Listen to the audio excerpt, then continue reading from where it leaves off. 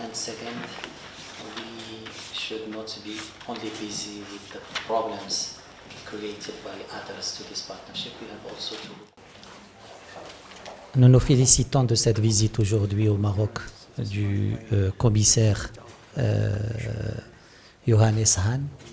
C'est une visite qui vient dans un contexte très particulier, un contexte où le partenariat a été attaqué de l'extérieur par différentes parties, et parties bien connues, mais où aussi le Maroc et l'Union européenne, notamment la Commission et les États membres, se sont mobilisés pour préserver et renforcer ce partenariat.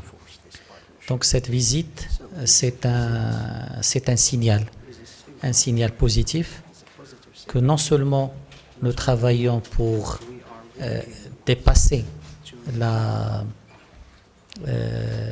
et immuniser et préserver nos relations, mais nous allons également réfléchir aux moyens de les développer plus à l'avenir.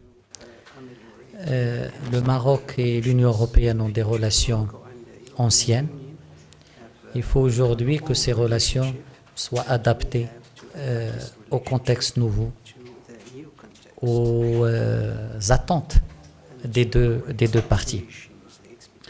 Nous avons discuté de l'état de nos relations et comment comme je l'ai dit, les immuniser.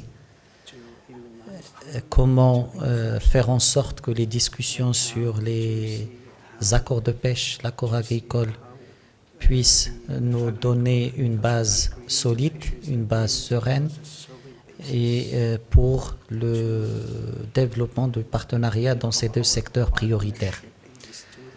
Nous avons également discuté des autres domaines de ce partenariat, la sécurité, la migration, le commerce, l'éducation, qui constituent des éléments d'enrichissement de la relation entre le Maroc et l'Union européenne. Nous nous sommes mis d'accord que nous allons travailler de manière progressive, faire en sorte d'abord que les questions en suspens puissent aboutir à des résultats acceptés et acceptables pour le Maroc. Et parallèlement, travailler pour une relance sereine de notre partenariat dans les autres domaines.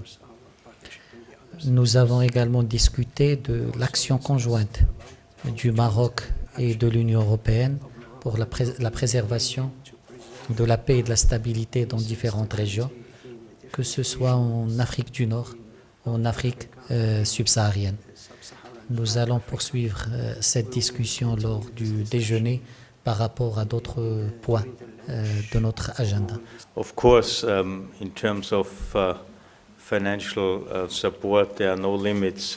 L'essentiel, ce qu'il faut retenir, c'est que l'enveloppe qui est consacrée au voisinage Est, c'est 2/3 de l'ensemble du budget total.